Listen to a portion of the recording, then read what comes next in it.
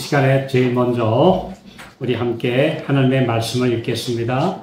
누가복음 21장 20절입니다. 자, 우리 함께 읽겠습니다. 시작. 너희가 예루살렘이 군대들에게 에워싸이는 것을 보거든 그 멸망이 가까운 줄을 알라. 오늘 우리 함께 말씀을 나누려고 하는 주제는 재림의 징조와 전조입니다. 노트북을 조금 옆에 돌려주시네요. 징조가 있고 전조가 있습니다. 징조, 전조. 무엇이 좀 차이가 있을까요? 네? 우리 오늘 사전적 의미를 먼저 한번 살펴볼까요? 자, 징조란 사전적 의미에서 어떤 일이 생길 기미 또는 조짐을 징조라고 합니다. 그러므로 징조라는 것은 마지막 때를 알리는 여러 가지 현상이 다 징조입니다. 네, 폭넓은 겁니다. 세상이 마지막으로 가고 있다, 타락이 극심하다, 기후가 급변한다, 또 그 다음에 종교계에서는 이런 움직임이 있다, 뭐 이런 것들 전체가 다 재림의 징조입니다. 네, 징조인데요. 이 재림의 징조 말고 중에서 또 뭐가 있느냐? 전조가 있습니다. 예수님 재림에 전조가 있는데요. 이 전조란 뭐냐? 앞으로 무슨 일이 일어날 것인지 미리 예상하도록 하는 일이나 현상. 자, 이게 바로 전조입니다. 이 전조를 보면 그 다음 올 게 어떤 것인지 미리 짐작이 되도록 보여주는 것을 전조라고 합니다. 전조는 징조 속에 포함됩니다. 징조는 워낙 폭넓게 모든 것을 다 가리키는 말이기 때문에 예수 재림의 징조라고 해서 틀린 말은 아닌데 그 중에서 직접적으로 재림과 또는 재림 전에 있을 중요한 사건과 연결이 되는, 그래서 미리 보여지는 어떤 것, 이런 것을 전조라고 합니다. 네, 우리 이제 영어에서도 약간 차이가 있는데요. 우리 제가 이 단어들을 살펴보면서 징조는 우리 주위에 너무나 편만에 많지만 약간 간접적이기도 하고 오랜 세월이 걸쳐서 지금 내려와서 사람들이 이렇게 딱 이렇게 마음에 와닿기 어려운 그런 내용들도 있습니다. 전조는 그렇지 않습니다. 전조는 직접적으로 이제 이게 뭔가 보여 라고 보여지는 것을 전조라고 합니다. 자, 그러면 이제 예수님이 미리 말씀하시기를 예루살렘이 군대들에게 에워싸이는 것을 보거든 멸망이 가깝다. 그럼 로마군이 예루살렘 성벽 주위에 나타났다. 그러면 예루살렘 망하는 거예요. 우리가 그 사건 잘 아시죠? 바로 그 사건이에요. 이건 언제 일어났느냐? AD 67년 가을에 일어났습니다. 로마의 동방군 총사령관인 세스티우스 장군이 계속 유대에서 반란이 일어나니까 아예 이제 그냥 싹을 다 없애버리기 위해서 진군했어요. 네. 3개 사단의 병력을 거느리고 예루살렘을 에워싸기 위해서 진군했는데 에워싸고 있다가 불과 얼마 만에 갑자기 포위를 풀고 가버린 거예요. 그러니까 그냥 그 안에 있던 유대인들이 신이 났어요. 거 봐라. 여기는 예루살렘 성전이 있고 하나님이 계시는데 감히 이방인이 이 성전을 더럽힐 수가 있느냐? 그러므로 로마군이 물러간 것이다. 그래가지고 막 이제 의기양양한데 갑자기 예루살렘 성문이 보통 20명의 장정들이 들어가지고 열어야만 열릴 수 있는 육중한 그 문이 소리 없이 사람 손도 대지 않고 열려버렸어요. 우리 대쟁투 29쪽에 있는 기록인데요. 근데 그 사건을 보고 이제 유대인들은 사기 충천했어요. 자, 하나님이 우리 편이다. 나가자. 그래서 그 얼마 안 되는 유대인 군사들이 로마군을 추격해가지고 막 뒤에서 로마군 좀 죽이고 엄청난 물자를 뺏고 뭐 의기양양해가지고 하나님이 우리 편이야. 예루살렘은 절대 망하지 않아. 그러면서 돌아왔는데 하나님의 백성들은 그 말에 속을까요? 안 속습니다. 이 사건을 보고 이건 도망가는 거야.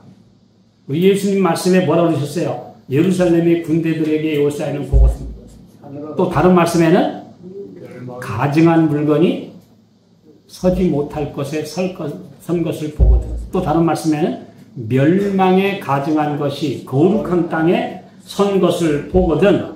읽는 자는 깨달을진저. 완전히 이건 도망할 기회다. 예수님의 말씀을 듣고 제자들은 다 이제 어디로 갔느냐?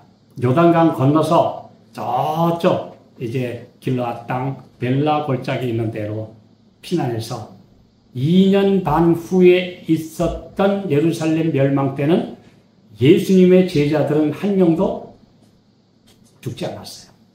예루살렘 멸망과 함께 당하지 않았습니다.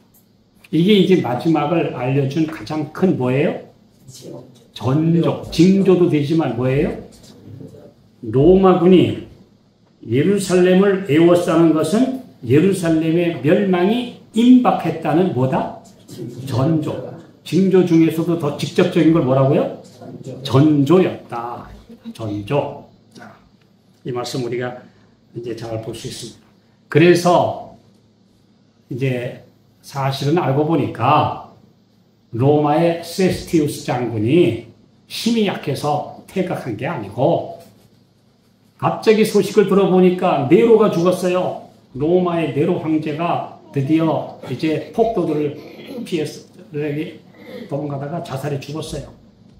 그런데 가만히 생각해보니까 자기가 황제가 될 수 있는 유력한 후보인데 뭐 여기서 전쟁이나 하고 있으면 안 되잖아요. 그래서 뒤도 안 돌아보고 이제 로마로 가서 진짜 황제가 된 겁니다. 네. 이 황제가 돼서 한 2년 정도 나라를 이제 안정시켜 놓고 가만히 보니까 저 유대를 그냥 놔두면 안 되겠어. 아주 그때 우리 뒤를 추격해왔고 의기양양하고 자기네는 망하지 않는다 그러면서 감히 로마에다가 반기를 들어. 그래서 견딜 수가 없어서 이제 자기의 큰아들 티투스에게 너 가서 예루살렘을 함락시켜라 하고 명령을 내립니다. 그래서 아주 비밀리에 배를 타고 갑자기 가이사랴 하얀으로 상륙해가지고 미리 안 알렸어요. 예루살렘 미리 알릴 것도 없이 그냥 갑자기 배를 타고 지중해를 항해해서 와서 그냥 탁 공격해 들어갔어요. 그 안에 100만 명 이상의 유대인들이 더군다나 이제 초막절을 지키기 위해서 다 들어와 있던, 어떤 사람들은 최대 300만 명까지 예루살렘 성 안에 있었다고 하는데 꼼짝없이 갇혀버렸어요. 갑자기 들이닥쳤기 때문에. 그래서 정말 나중에는 끔찍한 일이 벌어지죠. 예. 사람을 잡아먹는 일까지, 아들을 삶아먹는 그런 극심한 나중에 기근이 온 다음에 결국 도망하는 자들, 예루살렘 성 바깥에 몰래 나가서 양식을 구하려는 자들은 잡아다가 전부 다 십자가에 매달아서 예수님을 매달았던 그 갈바리 언덕은 나중에 수천 개의 십자가가 매달리고 시체들이 매달려서 사람들이 지나다니기 어려울 정도로 정말 끔찍한 그런 사태가 일어나고 결국은 망하고 말았습니다. 네. 자, 우리가 이 예루살렘의 멸망은 마지막 세계의 멸망이 뭐라고 했죠? 그림자요 예표라고 했습니다. 자, 우리 그래서 마지막 때에도 우리 주님께서 재림하시기 전에, 세상의 멸망이 오기 전에 징조도 보내시고 특별히 마지막 때에는 아주 중요한 건 직전에 전조가 있다는 거. 우리 좀 기억하시기 바랍니다. 자, 여기 전조의 또 칠례를 볼까요? 성경에서 고레스가 지휘하는 페르시아의 대군이 바벨론을 포위한 것은 포로로 잡혀가 있는 택한 백성의 석방이 가까웠다는 전조였다. 다니엘은 그 사건을 보고 금식기도 해요. 다니엘 10장 2절 3절에 보면 3주일 동안 좋은 음식 먹지 않으면서 하나님 앞에 이 86세 된 노인이 주님 이제 이 백성들이 돌아갈 때가 아닙니까? 그렇게도 하나님의 백성을 붙잡아서 놓고 포로로 잡아놓고 석방시켜주지 않던 바벨론이 멸망했으니까 이제 페르시아 군이 들어오면 우리를 석방시켜줄 것입니다. 이사야 45장에 보면 고레스라고 하는 사람이 와서 하나님의 백성들을 풀어준다는 예언이 있지 않습니까? 다니엘은 예언에 정통한 분이에요. 네. 이사야 44장 23절부터 쭉 보면 나의 택함받은 기름받은 고레스의 오른손을 잡고 열방의 문을 열어줄 것이고 기품을 열어서 그에게 내 민족의 내 백성의 해방을 시켜줄 거라 했어요. 아무 대가 없이 놓아줄 것이라고 했어요. 다니엘은 이 예언을 보고 나서 페르시아의 군대 고레스가 지휘하는 그 군대가 바벨론 애호상을 보고 바벨론은 함락될 것이다. 그리고 이제 우리 유대민족의 해방이 가까웠다. 이걸 깨닫고 금식기도 한 겁니다. 이거 못하게 하려고 얼마나 마귀가 방해를 했는지. 그래서 어떤 사건이 일어났죠? 이걸 못하게 하려고 일어난 사건이 다니엘서 6장의 사자굴 사건입니다. 네. 고레스가 자기의 장인이자 처삼촌이 되는 이제 시악사레스 다리오에게 나라를 맡겨놨는데 이 다리오가 이 간신배들의 말을 듣고 무조건 다른 신에게 기도하면 사자굴에 던져놓는다는 법령을 발표한 겁니다. 그 시악사레스 이 다리오라는 말은 정복자라는 이름으로 그냥 여러 왕들이 가지고 있는 칭호고 그 사람의 본 이름은 시악사레스인데요. 이 사람은 자기가 하나님을 대적하는지를 모른 채 그 법령에 도장을 찍은 겁니다. 오늘날 이 세상에 나중에 미국의 대통령이나 또는 한국의 입법자들, 국회의원들이 이게 하나님을 대적하는 법인지 모르고 일요일 법령에 도장 찍습니다. 이게 이제 성경에 예언된 대로예요. 근데 다리오가 바로 그런 짓 했어요. 그런데 그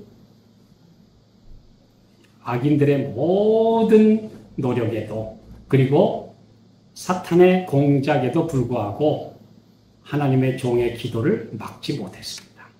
이게 유명한 사건이죠. 그래서 역사에 드러난 면과 배후 이런 것들을 다니엘을 통해서 우리에게 보여주신 것입니다. 근데 마지막 때에도 그렇게 합니다. 자, 그런데 또 두 번째 전조는 뭐냐? 침례 요한이 나타났어요. 광야에 외치는 자의 소리가 나타났어요. 이사야 40장 1절부터 나오는 너희는 여호와의 길을 예비하라. 광야에서 우리 하나님의 대로를 평탄케 하라 하고 외치는 자의 소리가 나타났어요. 바로 그가 나타난 것은 메시아, 하나님의 아들이 오신다는 전조였습니다. 우리가 잘 아시는 대로 침례 요한의 기별을 듣고 마음이 열린 사람이 예수님도 영접했죠. 침례 요한 자체를 무시한 사람들은 예수님도 거절했어요. 그러므로 오늘 하나님께서 우리에게 미리 주시는 경고와 기별들을 잘 받아들이고 마음을 여는 사람들이 예수님을 맞이할 백성입니다. 마지막 전조들이 일어나는데도 아무 반응도 없고 무관심하고 마음이 굳어있는 사람은 나중에 큰 사건이 일어나도 하나님 앞에 돌아오지 않습니다. 그렇기 때문에 지금 우리는 작은 섭리와 하나님의 경고에 우리 마음을 열어야 한다. 오늘 분명히 우리에게 말씀해 주고 계십니다. 자, 또 전조의 신뢰. 예수님이 이 땅에 오셔서 그냥 3년 반 동안 뭐만 하셨어요? 유대인의 길로도 가지 말고 그냥 어쩔 수 없이 사마리아인의 고을을 이렇게 통관하실지언정 잃어버린 내 백성과 언약을 세우셨으니까 한 일해 동안의 언약이라고 했어요. 다니엘 9장에 보면 24절 보면. 그래서 예수님은 그 조그만 유대 땅 갈릴리 거기만 다니셨는데 어느 날 헬라인들이 찾아왔어요. 빌립을 찾아와서 선생이요 우리가 예수님을 배웠고자 하나이다. 예수님에 대해서 들었습니다. 그때 예수님은 그 헬라인들을 보시고 드디어 이방 나라들이 메시아를 받아들이실 것이라는 확신을 얻으셨다 그랬어요. 그래서 시대의 소망 621쪽에 보면 헬라인들이 예수님을 찾아온 것은 복음이 이방 민족에게 전파될 것을 보여준 전조였다 그랬습니다.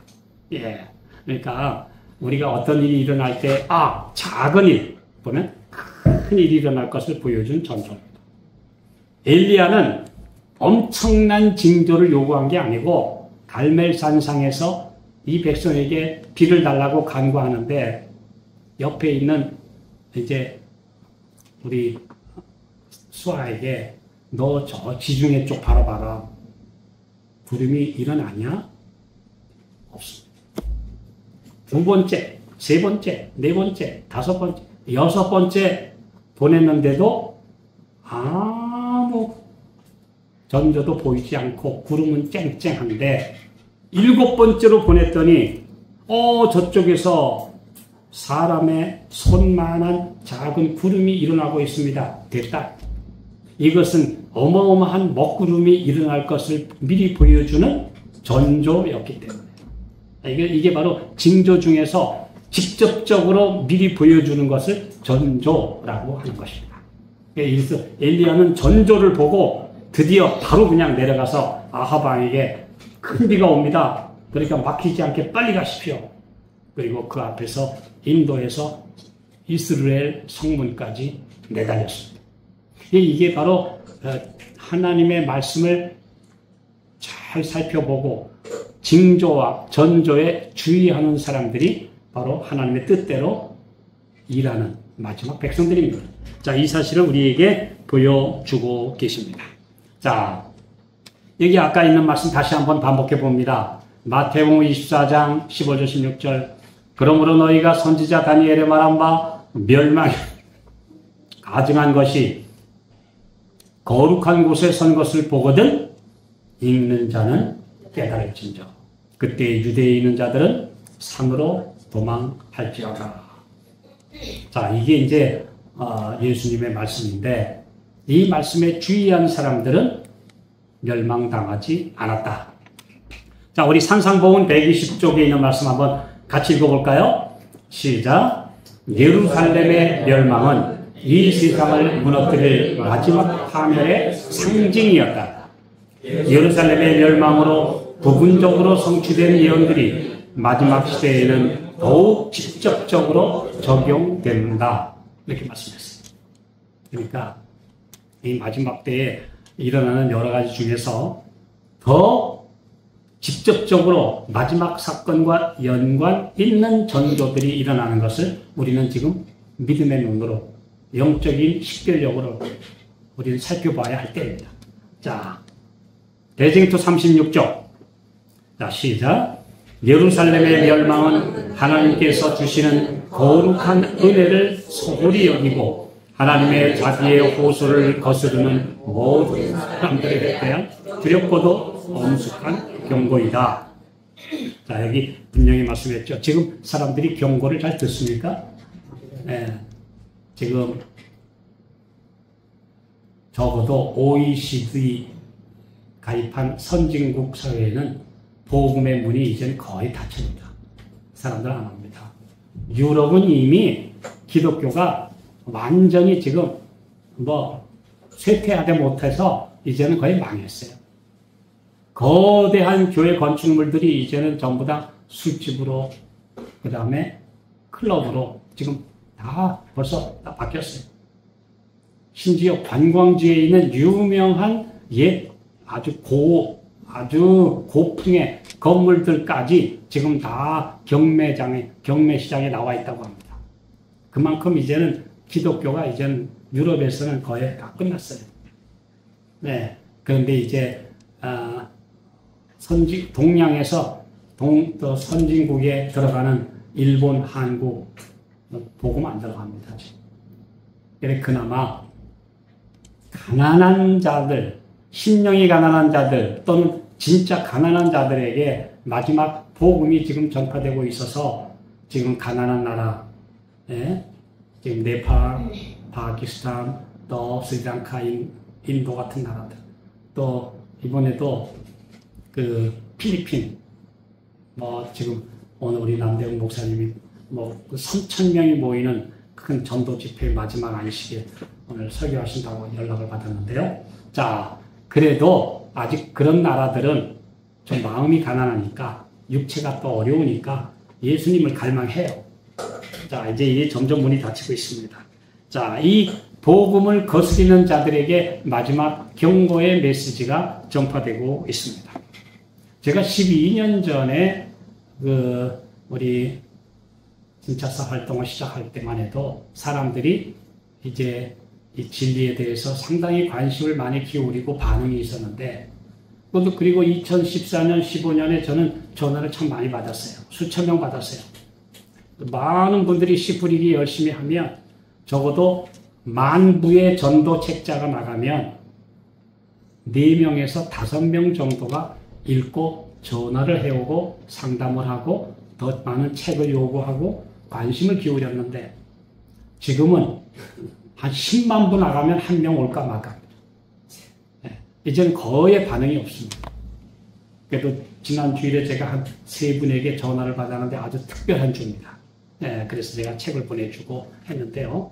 자, 이제 점점 더 이렇게 복음의 문이 닫혀가는 시대에 우리가 살고 있습니다.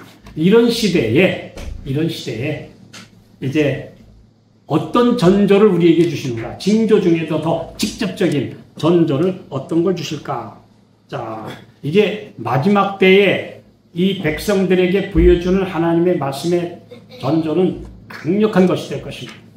근데 가장 큰 배교가 뭐냐? 시편 119편 126절입니다. 자, 그냥 하나님의 말씀을 안 들어. 이건 옛날부터 있었어요. 네. 경고를 무시해. 자기 마음대로 해. 이런 배도하는 무리, 하나님의 말씀 무시하는 족속들은 옛부터 항상 있어 왔지만, 국가적으로, 세계적으로 하나님의 법을 아주 노골적으로 폐하는 일이 일어나는 것은 마지막 배도의 극치입니다.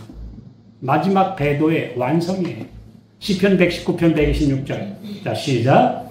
저희가 주의 법을 폐하여 싸우니 지금은 여호와의 일하실 때입니다. 하나님의 법이 국가의 의회에서 공식적으로 바뀔 때, 특별히 기독교국인 미국에서 하나님의 안식일 대신에 일요일을 거룩한 날로 쉬어야 될 날로 의무적으로 강제로 쉬도록 하는 법령이 내릴 때 마지막 이 사건이 완성되는 거죠. 그럼 하나님께서 그때는 일어나시게 돼요. 네, 여호와께서 그때 일어나시라 그랬어요. 네, 일어나십니다. 자, 우리가 이 거를 봅니다. 자, 여기 이 말씀 볼까요? 리비엔 헤랄 1897년 12월 21일. 자, 시작. 하나님의 율법에 대한 도전이 거의 범세계적 현상이 되고 하나님의 백성들이 그들의 친구들에게 압박을 받아 고난 중에 있을 때 하나님께서 개입하실 것이다. 하나님의 율법에 대한 도전이 거의 범세계적인 현상이 될 때, 이때는 하나님께서 개입하실 때입니다. 그러므로 이건 어느 우리나라에서부터, 우리나라 지금 국회의원들이 지난주에 제가 말씀드렸죠? 일요일 강제 휴무법을 지금 벌써 여러 국회의원들이 막 발의하는데 7월 달에 하려다 안 되니까 8월 달에, 이거 엊그제 보니까 8월 달에 아예 국회에다가 발의한다고 합니다. 네. 자, 그런데 우리나라에서 그런 일이 일어나는 것은 머지않아 미국과 다른 나라들도 그런 일이 일어난다는 뭐예요? 전조입니다. 이건 징조보다 조금 더 가까운 뭐예요? 전조가 되겠습니다. 여러분, 징조와 전조의 차이에 대해서 좀 이제 이해가 되셨죠? 징조들은 폭넓게 모든 걸 다 포함하지만 전조는 아주 직접적이고 바로 연쇄적으로 또는 일어날 수 있는 나는 하나의 사인이 된다는 거, 우리 여기 생각을 해보게 되겠습니다. 자, 그래서 한국에서의 일요 휴무법이 일단 국회에 일단 올라간다는 사실은 뭘 말하느냐? 세계적인 일요일 휴무법의 전조가 된다. 또 지난번에 말씀드린 대로 세계 보건 규칙이 이제 일어난 것은 무엇을 말하느냐? 앞으로 머지않아 종교연합과 세계정부운동으로 통제사회, 전 세계적인 통제를 할 것이라는 것을 미리 보여주는 전조가 된다. 이런 것입니다. 자, 그러면 이제 마지막 때에 가장 우리에게 일어날 직접적인 말씀들이 뭘까? 한번 계시록 12장 11절 잘 하시는 말씀을 읽으면서 한번 생각해 보겠습니다. 시작. 용이 여자에게 분노하여 돌아가서 그 여자의 남은 자손 곧 하나님의 계명을 지키며 예수의 증거를 가진 자들로 더불어 싸우려고 바다 모래 위에 섰더라. 자, 계시록 12장에 보면 해를 옷 입고 달을 밟고 12별의 면류관 쓴 아주 빛난 여인이 이제 아들을 낳았어요. 그 아들은 바로 예수 그리스도이셨습니다. 그리고 이 여자는 구약 시대와 마지막 시대까지를 아우르는 전 세계적이고 4차원적인 6천년간의 하나님의 참 백성들의 교회 전부를 나타내는 그림인데, 네, 이 그림인데, 이제 예수님은 승리하시고 하늘로 가시고 나니까 용이 여자를 핍박했어요. 중세기 동안 지독한 핍박을 했어요. 겨우 살아남았어요. 그러나 이 여자가 드디어 살아남아서 자녀들을 낳았는데, 그런데 나중에 보면 여자에게 분노하여 돌아가서 남은 자손을 없애려고 한다 했어요. 그럼 여자는 어디 갔길래? 여러분 그 문제 생각해 보셨습니까? 아니 이 빛난 여자는 어디 갔길래 용이 손을 못 대고 그 여자의 남은 자손을 진멸하려고 싸우려고 마지막 도전을 하느냐? 이 말씀은 아주 중요한 의미를 담고 있습니다.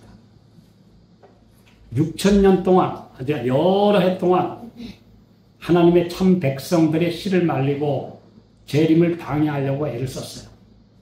그런데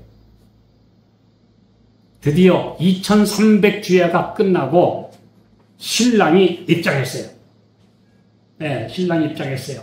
어린 양의 혼인계약이 이르렀다 그랬으니까 어린 양이 지금 입장을 딱 했어요. 그 다음에 어린 양의 신부가 등장해요. 어린 양의 신부가 등장해요. 어린 양의 신부가 마지막 신부 단장을 위해서 점도 없고 흠도 없고 하나의 완성된 교회를 이루기 위해서 등장해요. 그럼 어린 양 신부가 어디가 있습니까? 어린 양의 신부는 신부 대기실로 들어갔어요. 용이 손 못 대는 자리에 가 있어요. 마지막 교회는 승리할 교회이기 때문에 사탄이 절대 무너뜨릴 수 없는 안전한 위치로 이미 올라갔어요. 교회는 승리할 것입니다. 마귀가 아무리 발악을 해도 마지막 교회는 절대 무너지지 않고 승리한다는 것입니다.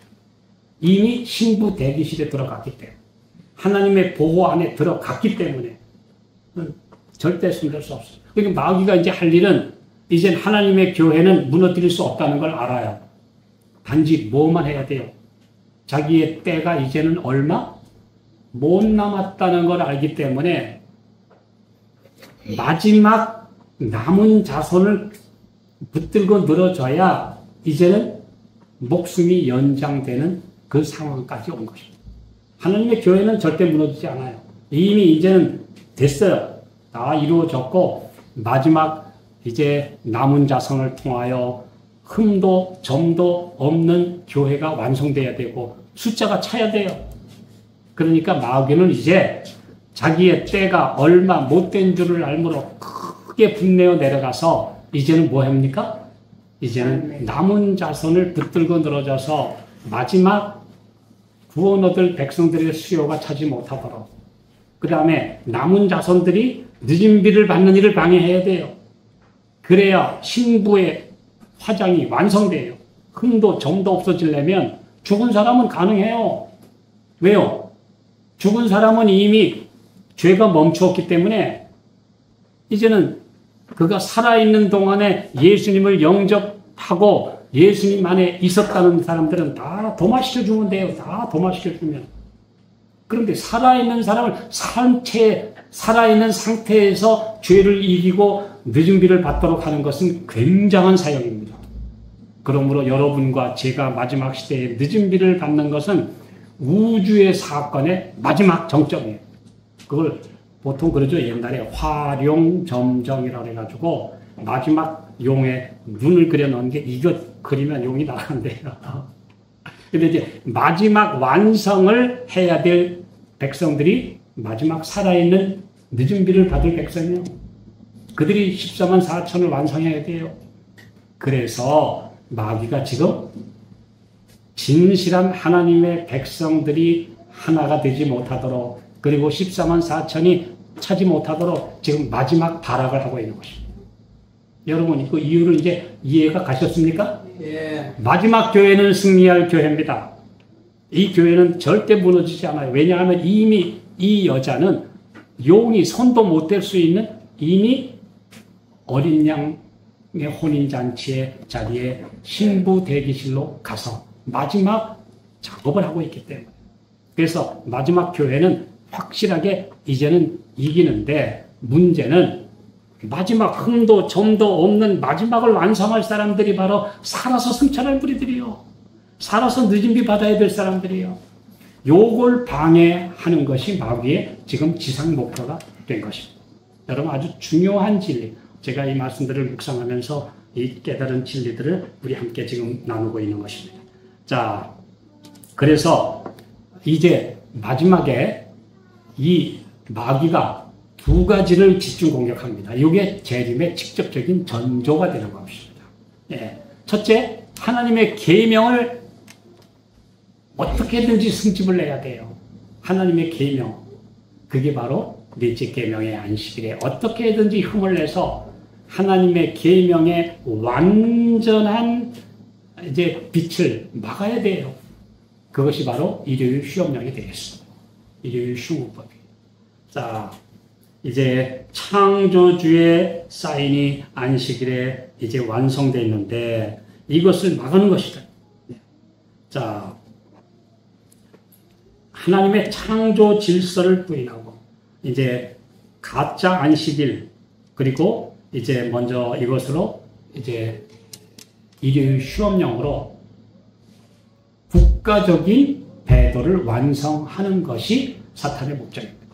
그래서 이제 미국의 일요일 휴업령이 내리면 전 세계적으로 파급될 것인데, 바로 그 시간이 환란의 시기가 될 것입니다. 이게 이제 마지막 사건들의 중요한 하나의 로드맵, 하나의 지도입니다. 자, 그 다음에 또 볼까요? 자, 제가 여기 있는 말씀을 다시 한번 좀 반복합니다, 여러분. 계시록 12장의 그 여자, 참 교회는 지금 어디에 있는가? 2300주야의 끝에 어린 양과 신부의 혼인이 카운트다운에 들어갔고 신부는 마지막 단장을 위해 대기실에 있다. 할 수 없이 용은 그 여자의 남은 자손과 마지막 대결을 벌일 수밖에 없다. 예, 바로 그들이 마지막 신부 화장의 단장의 마지막을 장식해야 될 사람들입니까? 그래서 마귀가 지금 이들을 공격하고 있습니다.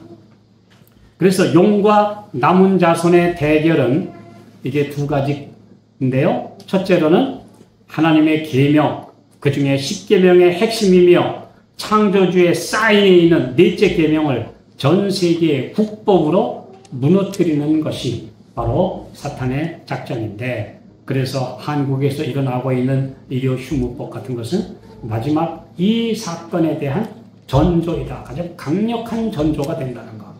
우리 요즘에 뜻있는 분들이 이 문제를 말씀하고 있음을 제가 보고 있습니다. 자, 그 다음에 국제보건규칙은 전 세계적으로 단일 정부의 통제사회로 갈 것이라는 전조이다. 앞으로 팬데믹 일어나봐라. 팬데믹보다, 지금의 코로나보다 더 무시무시한 마지막 전염병이 돌면 생존을 위해서 국가들이 전부 다 권한을 WHO에 맡기고 거기서 지시하는 대로 통제시켜. 집회하지 마. 강제로 그렇게 만들 수 있는 하나의 단서를 제공했어요.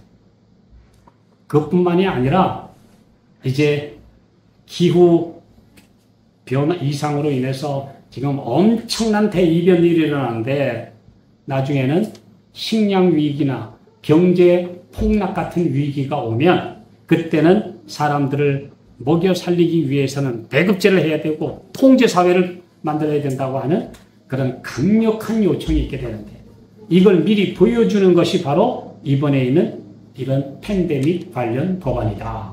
여러분 이제 이해가 되셨죠? 예, 통제로 가자. 각 나라 하나하나 가지고는 안 되니 전 세계를 묶어가지고 통제하자. 이것이 바로 이번에 하나 일어난 사건입니다. 우리 이것이 아주 강력한 재림의 징조도 되지만 전조라 하는 것을 우리에게 말씀해 주고 있습니다.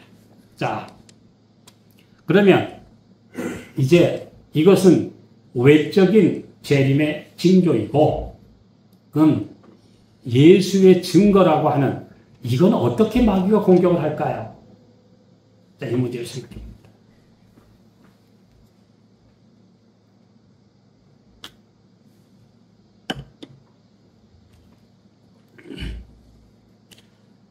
이건 우리가 다른 문제들은 다 외부에서 오는 문제입니다.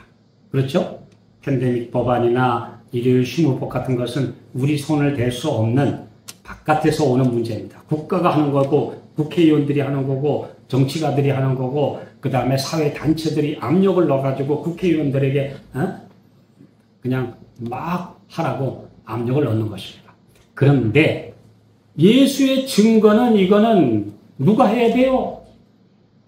마지막 성도들의 인내가 여기 있나니 저희는 하나님의 계명과 예수 믿음을 지키는 이 사람들이 해야 돼요. 그러므로 두 번째 재림의 전조 중에 가장 큰 것은 무엇이냐? 예수의 증거가 제대로 일어나지 못하도록 교회에 들어있는 두 가지 문제입니다. 두 가지는 뭐냐? 첫째로는 예수님의 증거를 가진 깨어있는 소수가 일어나는 것이고, 대다수는 형식화로 타락하는 것입니다. 교회 안에 양극화 현상이 일어나는 것입니다. 이게 마지막 징조예요. 네, 이 교회 내에 예수님과 정말 가까이 지내는 마지막 진실한 남은 무리들은 예수의 증거가 나타나야 돼요. 예수의 증거는 뭐냐? 예수님 닮아가는 모습이 나타나야 돼요. 예수의 형상이 나타나야 되고 예수 믿음의 실제적인 효과가 나타나야 돼요. 그런데 그렇지 못한 사람들에게서는 완전히 타락과 그 다음에 아주 미지근함과 그 다음에 무너지는 현상들이 나타나는데, 이것이 바로 마지막에 급격하게 양극화가 진행되고 있는 것. 교회 안에 신앙의 양극화가 진행된다. 영적으로 표준을 높이는 사람과 완전히 세상과 야합하는 두 가지가 일어나게 되는데요. 이것이 바로 예수의 증거를 흔드는 사탄의 공략이 먹여 들어가는 것과 함께 하나님께서 신실한 소수를 가지고 계시다는 걸 보여주는 양쪽의 대결입니다. 하나님 편의 소수, 사탄 편으로 무너지는 다수, 이것이 교회 안에 심각하게 양극화를 몰고 올 것이다. 이것이 바로 마지막 사건입니다. 자, 오늘 우리의 안에 이런 양극화가 아니라 예수님 편으로 하나가 되는 운동이 일어나게 되기를 바랍니다. 아멘. 이게 바로 직접적인 예수의 증거입니다. 네. 참으로 이 양극화가 왜 더 특히 일어나느냐? 교회 내에 기관주의 일어나요. 기관주의 뭡니까? 그냥 난 진리를 가진 남은 교회니까 이 교단 안에만 있으면 구원받아. 이거 큰일 납니다. 이거 큰일 나는 거예요. 이게 형식하고 이거 형식주의예요. 기관주의예요. 네. 그 다음에 형식주의. 외적인 것은 다 쓸만한데 이사야 58장에도 그랬죠. 아주 모범적이고 열심히 하고 말씀도 잘 듣는 것 같고 금식도 철저히 하는데 그런데 속으로는 어때요? 여전히 돈을 밝히고 그 다음에는 좋은 자리 탐내고 그 다음에 이기심 덩어리가 그냥 있고 형제에 대해서 시기 질투하고 겉으로 아무리 모범적이면 뭐해요 이건.